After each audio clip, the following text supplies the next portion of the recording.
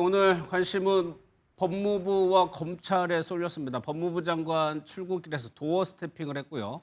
검찰총장 대행에 대해서도 인터뷰를 시도했는데 별말 없이 지나갔거든요. 일단 핵심적인 내용을 먼저 들어보도록 하겠습니다. 법무부 장관으로 항소 포기하는 지시 받았습니까? 다음에 말씀드리겠습니다. 대행 판단으로 어제 입장. 국민 여러분께 또 심려를 끼쳐드린 것 같아 장관으로서 매우 송구한 마음입니다.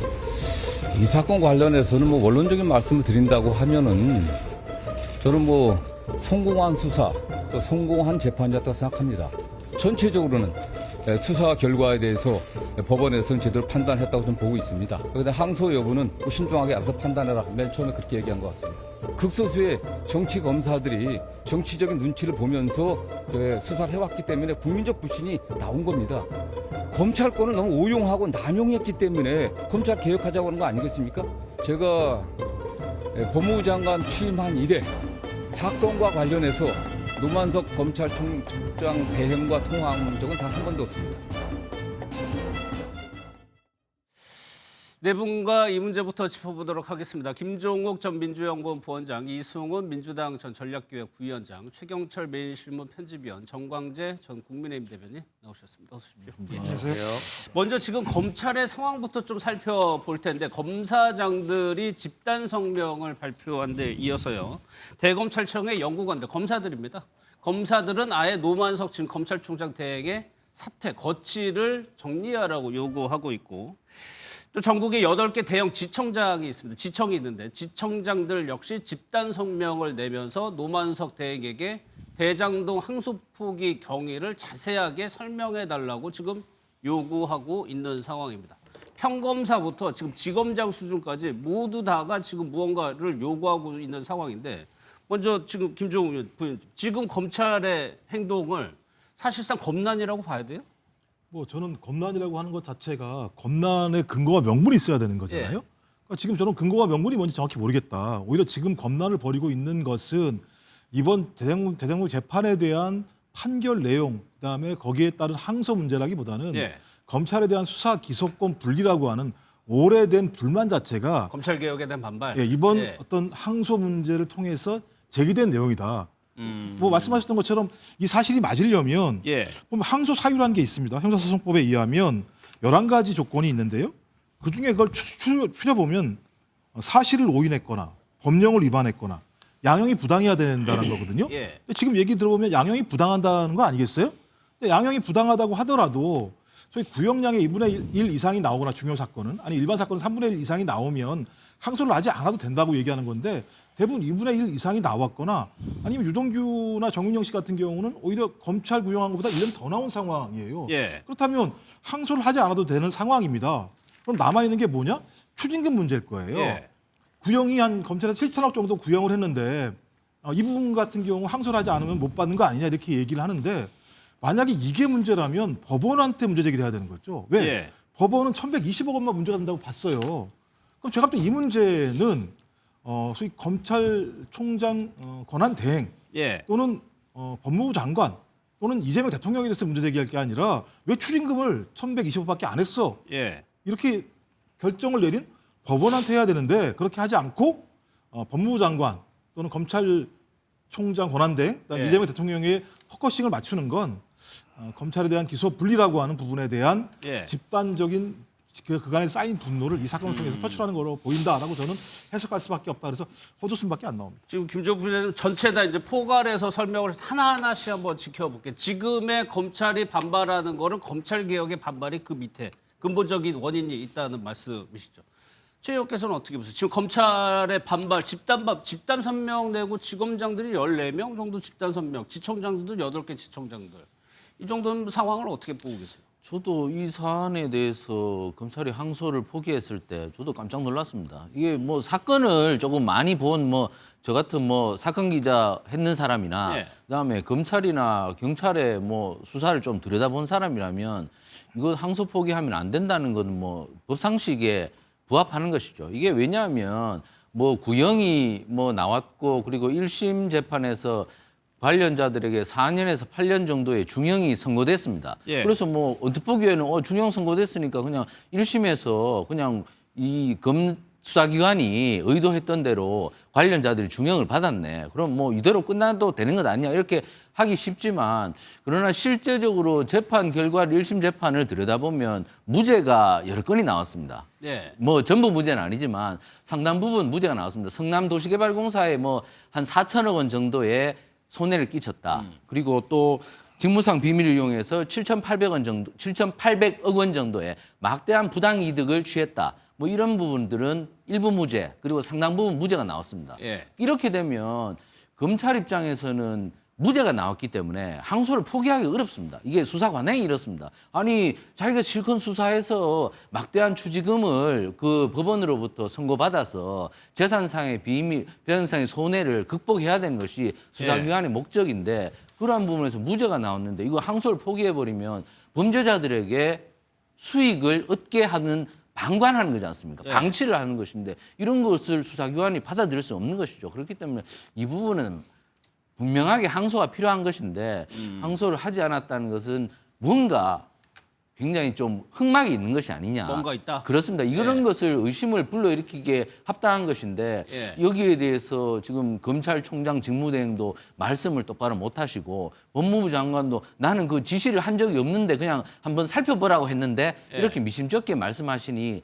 자꾸 검찰에 계신 일선 검사들이 굉장히 강하게 지금 항의를 하고 있는 것이기 때문에 이 부분은 지금 국민들께서도 굉장히 궁금해하신다. 왜 이렇게 됐는지. 그렇기 때문에 지금 이건 항소를 포기한 것은 정말 있어서는 안 될 일인데 이런 것이 벌어졌기 때문에 이렇게 만들어진 것은 굉장히 좀 앞으로 일파만파를 일으킬 수밖에 없는 것인데 참 정권이 너무나 이 엉뚱한 부담을 왜 들고 가는지 저는 참 이해하기 어렵습니다. 그 부분도 한번 뒤에서 한번 살펴보겠습니다. 뭔가 진짜 있는 것이냐. 이 부분 한번 이승훈 변호사님 여쭤볼게요.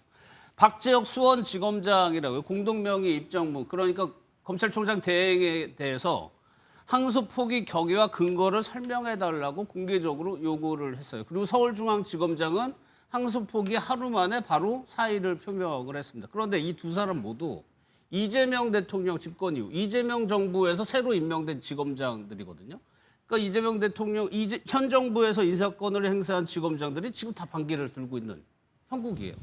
그런 점에서는 좀 부담은 될 것 같아요. 아무래도 현 정부에서 임명을 했기 때문에. 그렇지만 또 검찰은 검찰인 거잖아요. 최근에 검찰청이 폐지되면서 상당히 엄청난 압박을 저는 받았을 거라고 봅니다. 자신이 지검장으로 있는데 검찰청이 폐지되는데 한마디도 못 했잖아요. 그건 뭐냐면 윤석열 검찰총장이라고 하는 사람이 대통령이 되면서 검찰이 윤석열 정부를 완전히 옹호하는 기관으로 되어버렸기 때문에 결국 한마디 말도 못했었는데 그렇지 않아도 울고 싶었는데 울지도 못하고 있었는데 좀 뺨 때린 꼴이다. 그래서 명분을 줬다. 여기에 대해서는 뭐 인식은 같은 측면이 있고요. 다만 우리가 검찰이 좀 반성해야 될 부분은 아니 그렇게 김건희 도이치모터스 사건에 대해서 무혐의 처분을 했을 때 그때 좀 검찰이 좀 들이밀어서 윤석열 정부에 좀 들이밀었으면 검찰청 폐지도 있을 이유가 없지 않습니까? 윤석열 전 대통령에 대한 구속 취소가 있었을 때 그때도 좀 항고하라. 라고 좀 이렇게 반발을 했어야 되는데 왜 이렇게 검찰은 국민의힘과는 친하고 민주당과는 좀 거리가 먼지 좀 이해가 상식적으로 안 되고요. 두 번째는 이 말 하고 싶어요. 수사검사들이 기소를 했는데 무죄가 나왔다. 수사검사들이 잘못한 거죠.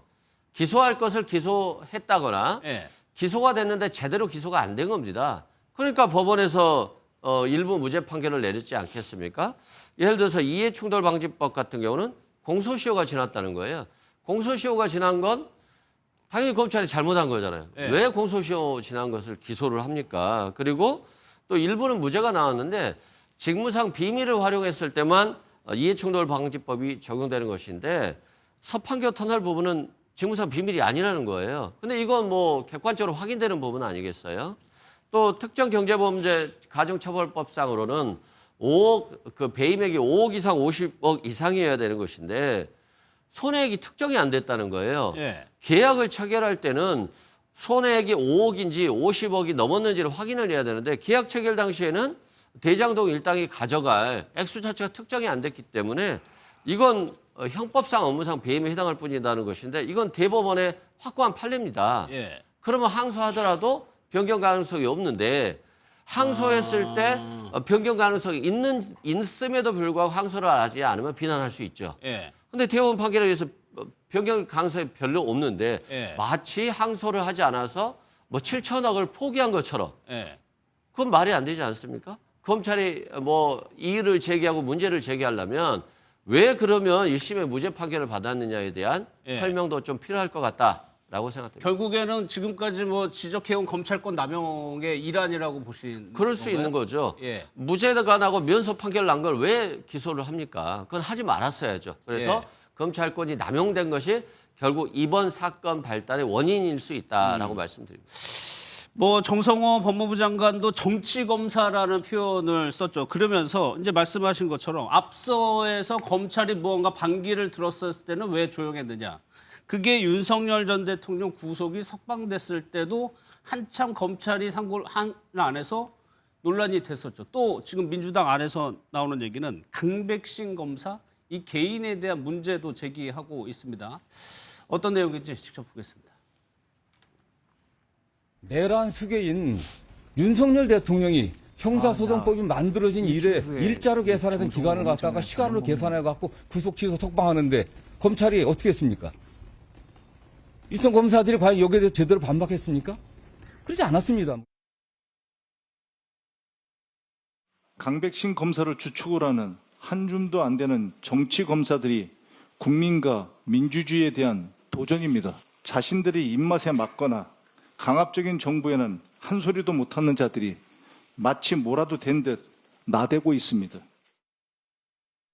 정성호 장관이랑 지금 김병기 원내대표가 하는 주장을 먼저 좀 들어보고 정광재 대변인께 갈게요. 지금 정치검사라는 표현을 썼어요. 그러니까 지금 전에도 보면은 검사들이 반발할 수 있는 사례들이 몇 차례 있었는데 그때는 가만히 있다가 지금에 나서 반발하는 게 무언가 정치적 의도가 있다고 보는 겁니까? 그러니까 제가 이제 말씀드렸던 게 만약에 지금 계속 국민의힘 논리라면 왜 추징금을 못 받았냐 이런 거 아니겠어요? 결론적으로. 근데 그전은 어떤 거였습니까? 내란 우두머리 혐의로 법원에서 구속영장을 발부받아서 체포가 돼 있는 내란 우두머리가 밖으로 나오게 되는 사태가 벌어졌습니다. 예. 검찰이 기소한 거 아니겠어요? 검찰이 기소했는데 법원에 의해서 밖으로 나오게 된 상황이에요. 직시항고할 줄 알았습니다. 직시항고를 하지 않았습니다. 그때 검사들 한 명이라도 뭐라고 제기했었습니까? 적어도 내란 범죄에 대한 검찰의 구속에 대해서 아무런 말도 하나 하지 않았던 사람들이 갑자기 이 시점에서 추징금 7,815억도 거짓말이에요. 이건 전체 이익입니다. 대장동 사건을 통해서 얻은 전체 이익이에요. 아니 민간과 그다음에 성남시가 공동으로 개발을 해서 이익이 난 모든 금액을 다 추징을 하면 누가 이런 사업 하려고 하겠습니까? 또 그리고 그 와중에도 그 액수도 마찬가지인데 1,800억을 성남시가 확정적으로 이익을 가져가고 그 외의 이익에 대해서 민간업자가 가져가게 돼 있는 거예요. 그래서 이게 갑자기 부동산 가격이 올라가게 되면서부터 이익이 엄청나게 많았던 건데 여기에서 2,000억은 이미 추징으로 보존돼 있어요. 그러니까 만약에 성남시가 재판을 걸어서 민사소송을 하게 되면 그 부분과 관련해서 2,000억 정도는 추징으로 보존할 수 있고 1,115억이라고 하는 것도 마찬가지입니다만 그중에 400억 정도의 뇌물성으로 제기되는 것 말고 나머지는 또 민사소송을 걸면 돌려받을 수 있는 금액입니다. 실제로 만약에 문제가 된다면 480억 정도의 뇌물성 문제만 논란이 되는 거예요. 그러면 지금 이 수많은 검사들이 400억 추징금 못 받았다고 이 난리를 치겠습니까? 상식적으로? 그러니까 다른 의도가 있다. 그것이 정치적 의도라고 보는 거다. 정치적 의도가 뭐냐? 이재명 정부에 대한 공격을 강화하려고 하는 것. 그걸 통해서 검찰의 수사 기소에 대한 자체 내 분노뿐만 아니라 보안 수사권을 확보하려고 하는 것. 이게 한 축일 거고 또 한 축은 이 재판이 두 가지가 벌어지고 있습니다. 지금 배임 재판이 하나가 있고 강백신 검사라고 얘기되고는 직권남용 재판이 벌어지고 있는 게 있거든요. 이 두 번째 재판은 어떤 일이 벌어졌냐? 배를 갈라서라고 얘기하는. 저희 검사들이 남욱 씨가 얘기했나요, 그게? 예, 남욱 변호사가 얘기했다라고 하는 그 재판이 벌어진 게 이 강백신 검사가 수사한 두 번째 지금 재판이 벌어지고 있는 거예요. 그러니까 1차 부분을 통해서 2차 부분 수사에 대한 검찰의 어떤 축소, 강압, 왜곡 수사를 갖다가 막으려고 하는 이 두 가지가 결합되면서 엄청난 파장을 가져온 거기 때문에 저는 대장동 문제의 본체와는 아무런 상관이 없는 검찰 내부의 정치적인 의도를 위해서 이걸 활용한 거라고 볼 수밖에 없는 상황이다라고 저희들은 판단하는 거죠. 또 여당에서는 김건희 여사 같은 경우 왜 그때는 기소 안 할 때 가만히 있었냐 이런 주장해요. 정광재 대표. 일단 그 시청자 여러분께 제가 한번 묻겠습니다. 모든 국민은 법 앞에 평등해야 한다고 얘기합니다. 그 일화를 얘기하면서 가장 대표적으로 얘기되는 게 피의자의 이름을 가렸을 때도 그 사람의 공소장에 밝혀진 내용을 바탕으로 그 판결은 같은 결과가 나와야 한다. 이렇게 얘기를 하는 거죠. 근데 지금 이재명 대통령이라는 이 6글자를 빼고 이 재판 결과를 얘기할 때 과연 검찰이나 법무부가 이거 항소 포기할 이슈입니까? 이재명 대통령이 이 사건과 관련이 없다면 검찰에서 항소 포기했겠습니까? 저는 그렇지 않았을 것이라고 120% 확신합니다. 지금 다른 분들도 그렇게 생각할 거예요. 이런 부정부패 사범, 더군다나 사회적인 관심이 지대한 사건에 대해서 검찰이 이렇게 일부 무죄 그리고 본인이 구형했던 것보다 낮은 형량을 받았을 때 항소하지 않았던 경우 있었습니까? 그 전례가 없었다는 거잖아요. 그리고 그 과정에서 노만석 검찰총장 대행이 오늘 뭐라고 얘기했느냐? 용산 법무부와의 관계를 고려해서 결정했다. 아니 그런데 검찰총장 대행이라는 분이 법무부와 용산과의 관계를 왜 고려합니까? 검찰이 갖고 있는 법리에 따라서 행동했었어야 하는 건데 그렇지 못했다는 부분에 대해서 자백하고 있는 것 아니에요? 또 하나, 과거 김건희 여사에 대한 불기소 처분, 또 윤석열 전 대통령에 대한 석방 방침과 관련해서 왜 즉시 항고하지 않았느냐 이렇게 문제 제기합니다. 저도 그 문제 제기 가능하다고 생각합니다. 그럼 그때 문제 제기를 했었던 민주당 이번에 항소하지 않은 것에 대해서 오히려 두둔하고 있는 것 아니에요? 검찰이 이렇게 정치적으로 움직이고 있는 것에 대해서 강하게 비판했던 민주당이 왜 이렇게 정치적인 목적으로 항소하지 않은 것에 대해서는 침묵하죠? 이재명 대통령이 그 중안에 있기 때문 아닌가요? 이건 이 얘기를 제가 시청자 여러분께 직접 드린 겁니다. 한번 판단해 보시면 됩니다. 왜 항소를 하지 않았는지 한번 생각해 보십시오. 지금 정광재 대변인이 얘기한 그 노만석 대행의 말이라는 게 뭐냐면 일단 단독 보도로 나온 내용이어서 아마 언론사들이 저희도 그렇고요. 확인을 하고 있을 텐데 대검의 연구관들이 이제 노 대행을 항의 방문하러 찾아왔다는 겁니다. 그러니까 노만석 대행이 뭐라고 얘기했냐면 용산과 법무부의 관계 등을 고려해야 했다라고 얘기를 했다고 동아일보가 지금 보도를 한 겁니다. 이건 해석의 여지가 좀 있을 수 있을 것 같아요. 정광재 대변인 그거를 바로 이재명 대통령과 직접적으로 연관시켰다라고 해석을 한 거고, 그렇다고 이거는 윗선을 의식한 거 아니냐라고 또 볼 수도 있는 거고 어떻게 보세요? 전 이해가 안 되는 게 이 재판이 이재명 대통령과 무슨 관계가 있죠? 이재명 대통령은 이 재판과 관련해서 아무런 관련이 없는 상황이에요. 이 5일에 대해서 검찰이 구형을 했고 법원이 판단을 내린 겁니다. 양형도 마찬가지입니다. 아까 말씀드렸습니다만 2명 같은 경우는 오히려 검찰이 구형한 것보다 더 높게 나온 상황들이에요. 그러니까 이 사안에 대해서 매우 엄중한 사건으로 보고 거기에 맞게 판결을 내린 겁니다. 근데 이걸 김건희 씨를 불구속하는 것과 그다음에 윤석열 내단 우두머리 범죄자를 갖다가 내보낸 것과 비교하는 것 자체가 이상한 거죠. 아까 제가 말씀드렸잖아요. 그러니까 400억 때문에 그러는 거냐. 그러니까 본질이 뭐냐. 이 상황과 관련해서 이재명 대통령이 이 판결문과 관련해서 어떤 연관성이 있는 거냐. 연관성이 하등이 없어요. 연관성이 있는데 이재명 대통령에 대해서만 이 판결 내에서 만약에 무죄를 냈다거나 되게 낮은 형량을 냈다면 저는 그게 저는 그렇게 문제 제기하는 걸 저는 이해할 수 있어요. 이거랑 아무런 상관이 없다니까. 이건 다른 재판에서 벌어지고 있는 거기 때문에 아무런 상관이 없는 이재명 대통령을 또 끌고 와서 이 재판이 이재명 대통령에게 노골적으로 뭔가 어떤 좋은 것을 주기 위한 판결을 내린 것처럼 이렇게 얘기하는 건 대단히 문제가 있다라고 좀 판단을 하기 때문에 저는 이걸 기존의 김건희, 윤석열과 비교하는 것 자체는 저는 잘못된 기준으로 지금 이걸 비교하는 거다라고 말씀드리는 알겠습니다. 겁니다. 그러면 오늘 장도영 대표도 그렇고 국민의힘에서는 이 사안을 지금 이재명 대통령과 직접적으로 연관시키고 있습니다. 어제 나경원 의원도 그렇고요. 그 얘기 들어보고 정광재 대변인께 무슨 관계가 직접적으로 있는 건지 한번 들어보겠습니다. 이 사안은 국정조사까지 해야 되는 사안이고 정성호 법무부 장관은 사퇴하는 것은 물론이고 사퇴하지 않는다면 탄핵 대상이 될 수밖에 없다는 점을 분명히 드립니다. 법무부 장관이 관여돼 있다 또는 검찰총장 직무대행이 관여돼 있다라면 저는 명백한 탄핵 사유라고 생각합니다. 그리고 거기에 대통령까지 보고받고 묵인했다면 저는 탄핵 사유라고 생각합니다. 보신 것처럼 국민의힘에서는 일단 가정을 전제로 하고 추정도 많이 들어가 있어요. 그럼 정관장 대표 지금 우리 김종국 부위원장이 얘기한 것처럼 항소 포기를 하는 것이 이재명 대통령의 재판에 어떤 영향을 미치길래 그런 주장? 두 가지 점에서 말씀드리겠습니다. 이번 1심 판결에서는 특수경제 가중처벌법상의 배임을 인정하지 않았습니다. 업무상 배임만 인정한 거예요. 그런데 지금 국회에서는 뭘 추진하고 있느냐? 업무상 배임에 대해서는 처벌하지 않겠다라는 것을 추진하고 있어요. 예. 이 법안이 통과되면 이제 업무상 배임에 대해서는 처벌할 수 없는 겁니다. 결국 그 윗선으로 올라가는 이재명 대통령도 업무상 배임 조항이 없어지면 이번 판결에서 확정된 것처럼 특경법상의 배임은 적용받을 수 없는 거고요. 업무상 배임만 적용받았는데 이 부분에 대해서 면소 판결을 받을 수 있게 되는 겁니다. 두 번째는 여기에 이 대장동 5명의 일당이 구속되기는 했지만 예. 이 사람들이 앞으로 그러면 어떤 대응 전략을 넣을 거냐. 1심 이상의 판결을 법원은 내릴 수가 없습니다. 이른바 불이익 변경 금지의 원칙에 따라서 이제 검찰이 항소를 안 했기 때문에 본인들의 형은 2 이상, 1심 이상으로 확정될 수가 없는 거예요. 예. 이러면 본인들이 갖고 있는 전략을 계속 짤 겁니다.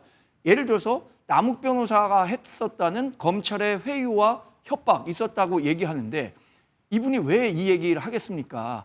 지금 이재명 대통령이 됐기 때문에 이 얘기를 하고 있는 거지 이재명 대통령이 대통령이 아니었을 때는 본인이 조서에 다 사인했던 거예요. 본인의 그 진술과 관련해서 다 인정을 하다가 지금 이 사안을 이재명 대통령이 됐다는 이유만으로 검찰의 회유 압박으로 몰고 가갖고 정치적 재판으로 처음부터 다시 재판받겠다는 뜻으로 얘기하는 거 아닙니까? 예. 결국에는 이 재판 항소 포기로 인해서 그 법리적 실익을 얻는 사람은 정진상 실장하고 이재명 대통령이 될 수밖에 없는 거예요. 그러니까 이렇게 법무부 또 대통령실의 민정수석실까지 가담해서 항소 포기까지 이끌어낸 것 아니라라는 합리적 의심을 사고 있는 거죠. 그럼 여기 이승훈 부위원장 네. 반론 들어보고 딴 주제 볼게요. 일단 뭐 형법상의 업무상 배임이 폐지되면 면소가 될 수 있다라고 하는데요. 업무상 배임 자체가 폐소되기가 아니 이게 없어지기가 어렵다 말씀드리고요. 예. 두 번째는 만약에 업무상 배임이 없어진다라고 한다면 형법뿐만 아니라 특정 경제가중처벌법도 없어지는 거예요. 그러니까 특경이 무죄가 나온 거하고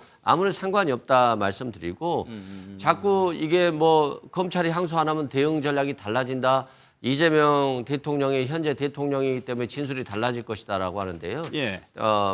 불행하게도 이재명 대통령에 대한 재판은 임기 이후, 즉 대통령이 아닐 때 재판이 시작되는 것이기 때문에 대통령이 아닌 분에 대해서 남욱 변호사가 특별히 이재명 대통령을 위해서 진술할 이유는 없다. 아 그때 되면은 전직이기 때문에. 그렇죠. 예. 윤석열 정부 때는 윤석열 전 대통령 말 듣고 이재명 정부 때 이재명 정부 말 들었다라고 하는 것들이 의미가 없는 얘기잖아요. 임기 이후이기 때문에. 그리고 1심 때 다 남욱 변호사 등 많은 피고인들이 다 증언을 했습니다. 그런데 예. 이 진술을 쉽사리 바꾸면요. 위증죄에 처벌이 된다는 것이고요.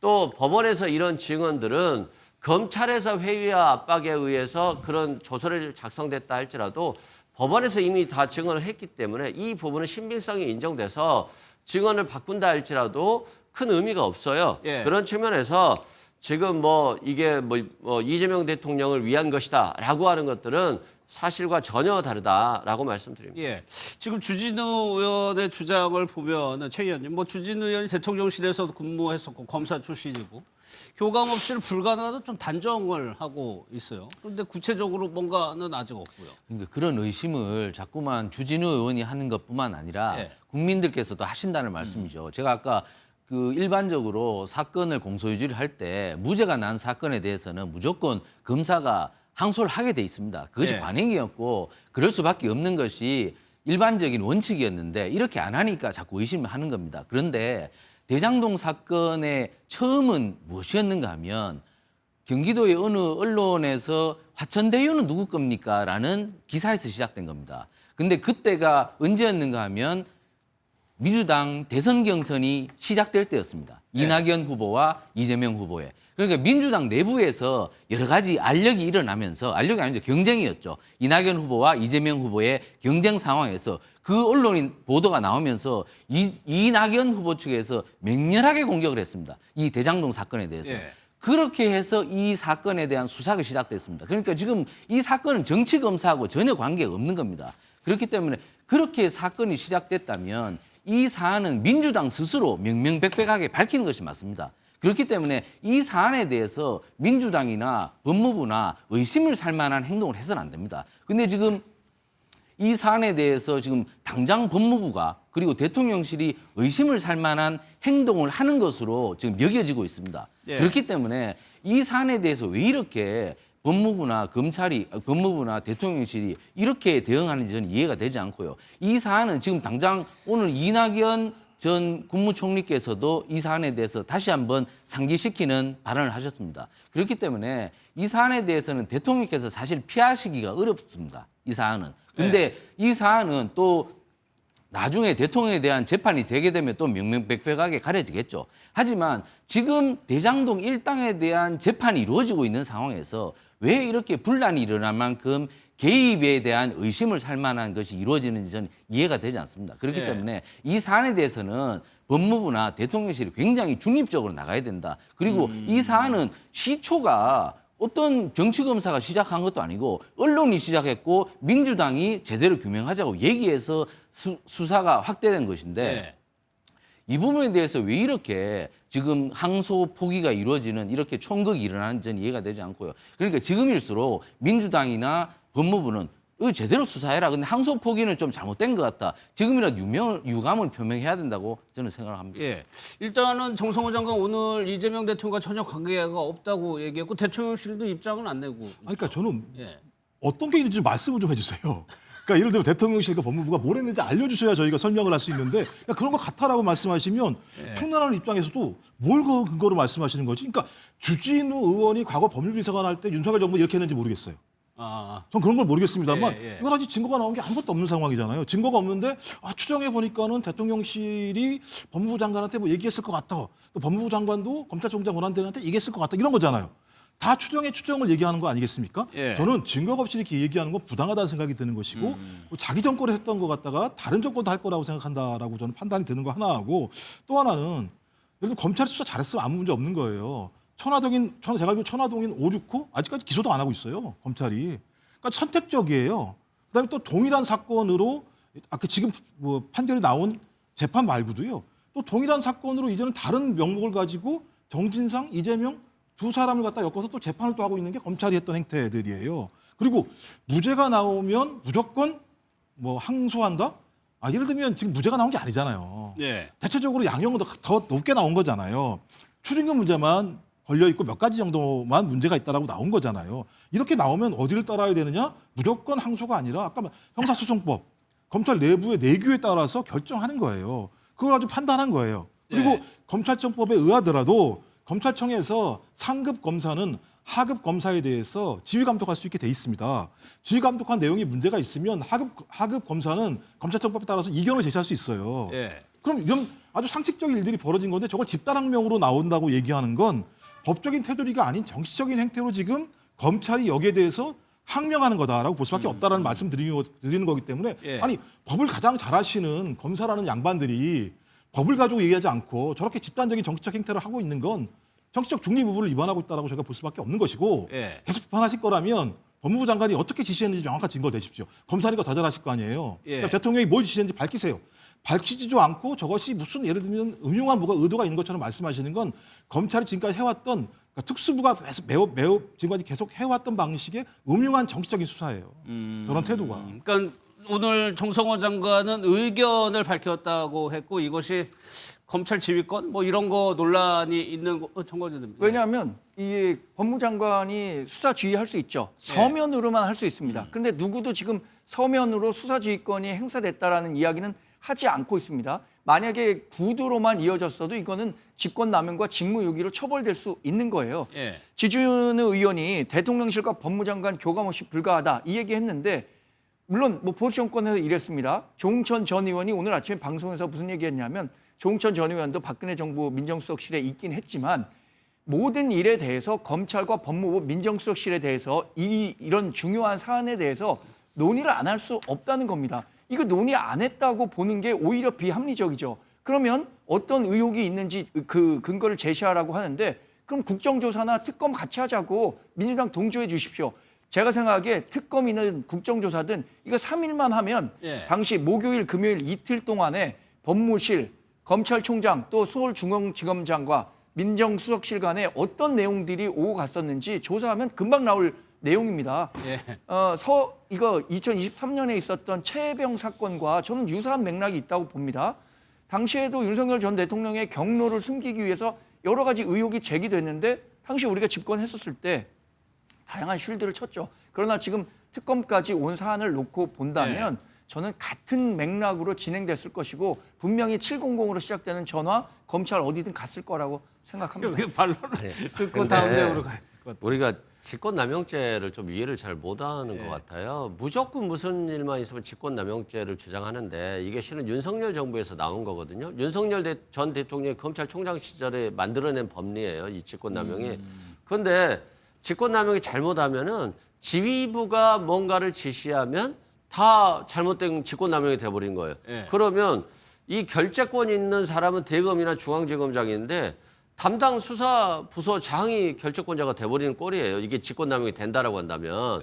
장관 입장에서는 아니 이거 구체적 사건에 대해서 검찰총장에게 지휘할 수 있기 때문에 이 사건은 검찰의 정치적인 문제가 많이 있었던 사건이기 때문에 신중하게 좀 잘 처리해라. 라고 하는 게 직권남용이 된다면 법무장관은 그 자리에 있을 수가 없어요. 무슨 말을 하겠습니까?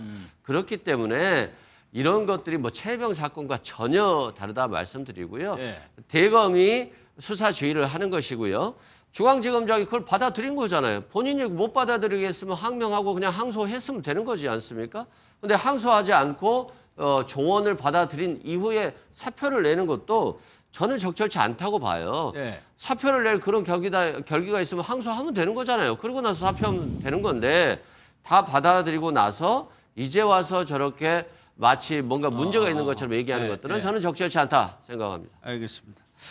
또 한 명이 이 이슈에 대해서 유독 거친 표현까지 써가면서 목소리를 높이고 있는 사람이 있습니다. 한동훈 전 대표인데 얘기를 한번 직접 들어보겠습니다.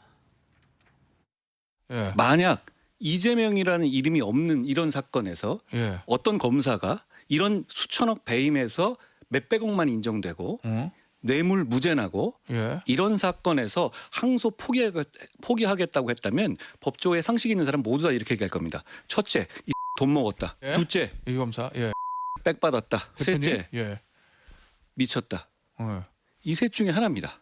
그러니까 기본적으로는 이건 말이 안 되는 결정인 것이에요. 그러면 대표님 주장으로는 책임져야 될 사람 누구예요? 정성호 법무부 장관, 그리고 이진수 법무부 차관, 노만석 검찰총장 직무대행, 박철우 반부부장, 정진우 중앙지검장. 적어도 이 사람들은 책임져야죠. 보신 것처럼 뭐 여야 모두 전직 정권에서 고위직, 검찰 고위직까지 갔던 사람들이 모두 다 지금 참전해서 이 이슈에 대해서 얘기를 하고 있습니다. 그럼 최 의원, 유독 한동훈 전 대표가 그 항소 기한 전 몇 분 전부터 해가지고 계속 이 이슈를 보고 있었던 것 같더라고요. 그러면서 항소 포기 결정이 되자마자 아주 강한 표현으로 하고 오늘은 비속어까지 쓰면서 지금 공격을 하고 있어요. 한동훈 전 법무부 장관은 이 대장동 사건에 대한 전문가죠. 그러니까 공소유지 그리고 수사 과정을 오래 지켜본 사람이기 때문에 이 범죄 사실에 대해서 구조와 그리고 내부 상황에 대해서 아주 잘 아는 분이죠. 그렇기 때문에 여기에 대해서 가장 강한 메시지를 내고 있는 것으로 보입니다. 그래서 저도 이 사건을 처음부터 2021년도부터 이게 2021년 8월 말에 그때 제가 아까 말씀드린 경기도의 어느 언론인이 화천대유는 누구 겁니까? 그 기사부터 제가 봤는데 그 이후로 이재명 대통령이 당시 경기도지사였죠. 경기도지사에 대해서 이낙연 전 총리가 맹렬하게 그 공격을 하시면서 그러한 주장들을 많이 봤는데 기본적으로 대장동 사건은 공영 개발을 해야 되는데 민영 개발을 함으로써 화천대유에 엄청나게 많은 이득을 몰아준 겁니다. 이게 성남이라는 곳은 서울하고 붙어 있죠. 그렇기 때문에 땅을 개발하면 땅이 잘 팔립니다. 그리고 땅을 개발해서 땅을 팔면 무조건 아파트 업자들이 와서 아파트를 분양해서 엄청난 수익을 가져갈 수 있는 구조입니다. 그렇기 때문에 이것은 굳이 화천대유 같은 민영 시행사를 동원하지 않더라도 성남도시개발공사가 공영개발을 하더라도 충분히 막대한 이익을 받고 그리고 성남 시민들에게 싼 값의 아파트를 돌려드릴 수가 있는 구조입니다. 그런데도 불구하고 이 대장동은 민영 개발을 해서 화천대유에게 막대한 이득을 주고 성남도시개발공사는 화천대유보다 훨씬 적은 이익을 가져갔단 말입니다. 그렇기 때문에 이 사건이 출발하게 된 겁니다. 그렇기 때문에 이 사건에 대해서는 적어도 우리가 삼심제를 하고 있다면 대법원까지 가서 제대로 된 진상을 규명해야 될 필요성이 있다는 것이죠. 예. 그런데 지금 검찰이 공소유지를 제대로 하지 않고 1심에서 항소를 포기했다는 것은 누가 봐도 이상하다고 볼 수밖에 없는 것이죠. 예. 그런데 이 과정에서 지금 여러 관계자들의 증언을 자꾸 보면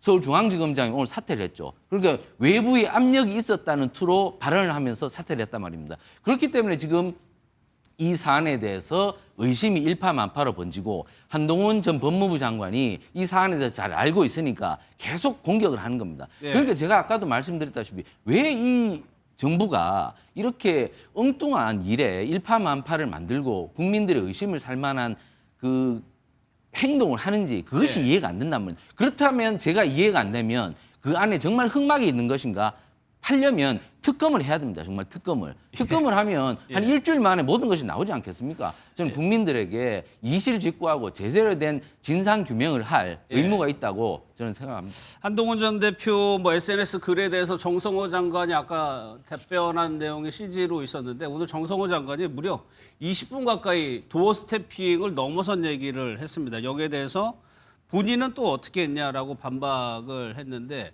정성호 장관이 오늘 이제 워낙 말을 많이 하다 보니까 물 먹는 장면 저희가 보여드렸죠. 이제 중간에 물을 찾아가지고 물을 마시면서까지 기자들의 대답에 지금 응답을 했습니다.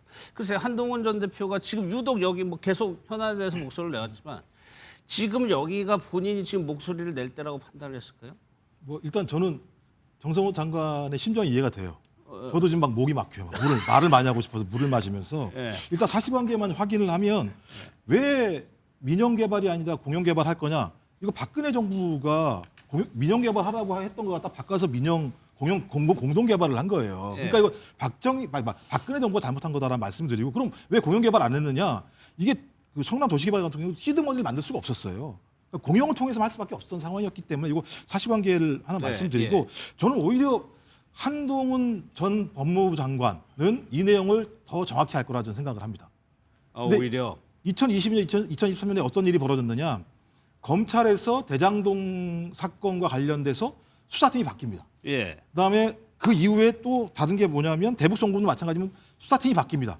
팀이 바뀌면서 어떤 일이 벌어지느냐. 갑자기 유동규 또 그다음에 김성태 이런 사람들의 기존 진술 자체가 번복이 됩니다. 번복이 됐다는 건 뭐냐. 아까 제가 말씀드렸던 배를 뭐 이게 은유적 표현이라고 얘기합니다만 배를 갈라서 장기를 다 끄집어낼 수도 있고 환부만 드러낼 수도 있어. 이런 얘기를 하면 네가 말 잘하면 내가 들어줄 수도 있고 네가 말 잘 안 하면 너 큰일 날 수도 있어라고 하는 협박 같은 거잖아요. 그런 얘기를 듣고 어쩔 수 없이 자기가 진술을 하라는 대로 했다. 누구 말에 따라서 유동규가 한 말에 따라서 이런 얘기를 했었잖아요. 이런 과정에 대해서 계속 말씀하신 것처럼 보고가 안 됐을까요? 법무부 장관한테? 저는 이런 내용들을 알고 있다고 한다면 이 사건과 관련해서 1심 재판 이후에 또 다른 사건의 재판이 벌어지지 않겠습니까? 저는 그 사건과 관련해서 소위 검찰의 부당한 수사 외압, 강압, 독직 뭐 이런 것들이 벌어지는 것이 드러나게 된다면 그 당시 누가 여기에 대한 총괄적 책임을 졌습니까? 법무부 장관이 지지 않았겠습니까? 저는 그런 측면에서 자기가 알고 있는 사실을 덮기 위한 정치적 프레임을 지금 하는 것이 아닌가. 저는 지금 알겠습니다. 한동훈 전 대표가 하는 행태가 저는 그래서 말씀하신 것처럼 김병기 원내대표도 하자 그랬어요. 국정조사 다 하시자고요. 그러니까 누가 옳은지 밝히면 되는 거잖아요. 말씀하신 국정조사도 하고 뭐 특검이라고 하는 건 국민의힘이 계속 특검은 맨 마지막에 하는 거야 이렇게 말씀하셨지만 하자고 좀. 그래서 밝히자. 진짜 누가 사실인지 좀 알았으면 좋겠다. 국민들이 그런 거 아니겠습니까? 그래서 이번 참에 진짜 검찰이 잘못한 거야. 아니면 법원의 판결이 잘못된 거야. 이걸 좀 전 명확하게 확인했으면 좋겠습니다. 하나만 짧게 짚고 넘어갈게요. 앞서 언급이 되긴 했지만 그 7천억이요. 검찰은 범죄 수익이라고 표현을 했죠. 이 7천억 진짜 사라지는 건지 영상 보고 한 분씩만 좀 의견을 듣도록 할 텐데 정성호 장관은 민사로도 될 수 있다라고 얘기를 하고 있습니다. 그 얘기 한번 들어보겠습니다. 저는 뭐 7천억 몰수 추징 문제에 관련해서도 전혀 좀 사실대로 보도를 했으면 좋겠어요. 이거 받을 수 없는 게 아닙니다. 이미 소송이 민사소송이 돼 있기 때문에 공소유지 잘해갖고 항소심에서 이게 물론 몰수 추징 판결이 안 됐다고 하더라도 그 범위가 명확히 확정된다고 하면 민사소송에서 아니 그게 확정이 안 된다고 하더라도 민사소송에서 관련들을 입증 제대로 하게 되면 좀 받을 수 있는 겁니다. 그러시죠. 야, 물 좀.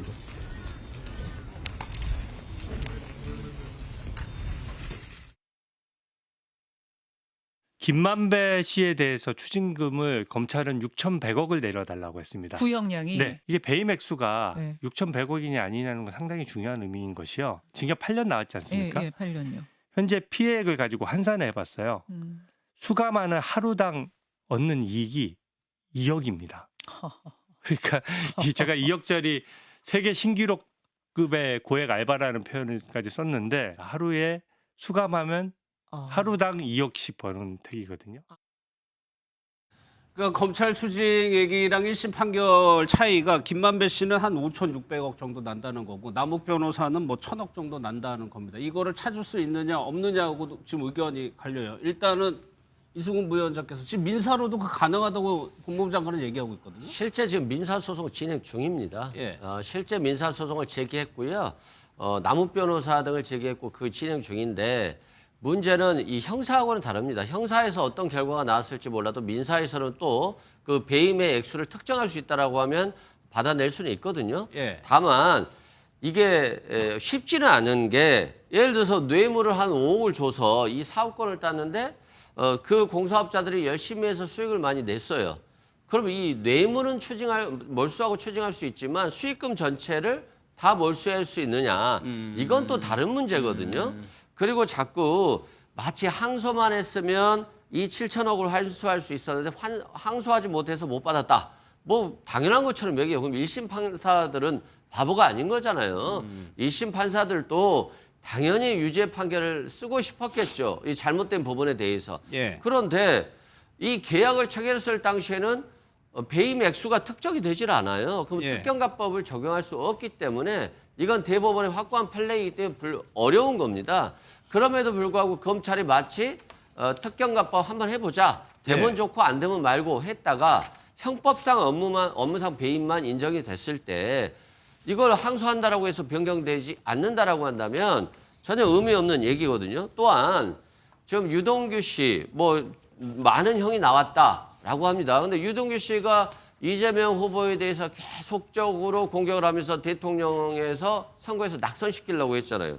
그리고 정영학 씨 이거 이 대장동 문제 제기를 해서 굉장히 이재명 후보를 어렵게 만들었던 사람이거든요. 예. 그런데 이 사람을 위해서 굳이 항소를 하지 않을 이유가 있을까요? 알겠습니다. 이게 무슨 이재명 대통령하고 관련이 있겠습니까? 그런 측면에서 좀 우리가 냉정하게 바라볼 필요는 있고 다만 검찰총장 대행이 됐든 법무부 장관이 됐든 이 일에 대해서 일파만파 커졌으니까 명확한 설명은 해주는 게 맞다라고 생각합니다. 짧게만 설명드리자면 예.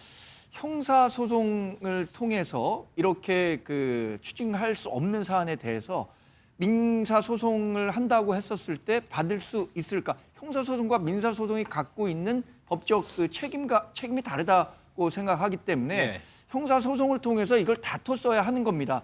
다툴 수 있는 권리가 분명히 있음에도 불구하고 포기한 것은 잘못됐다는 것이고요. 극단적인 경우에 민사 소송으로 진행된다. 김만배 씨가 갖고 있었던 돈 다 쓰면 어떡할 겁니까? 그러면 그 사람 나중에 추징할 수 있습니까? 저는 그런 문제까지 고려했을 때 왜 항소를 포기했느냐 이 근본적인 질문에 대해서 법무부와 검찰이 답을 해야 된다고 생각합니다. 알겠습니다. 저기 추징 보전은 2천억이 돼 있어요 일단. 2천억은 추징 보전이 돼 있으니까 거기에 대해서는 저희가 예를 들면 민사소송에서 승리하면 성남 씨 가져올 수 있는 돈이다 이런 말씀드립니다. 알겠습니다. 이 이슈는 뭐 계속 진행이 될 것 같아서 일단 오늘 상황은 여기서 마무리하고요.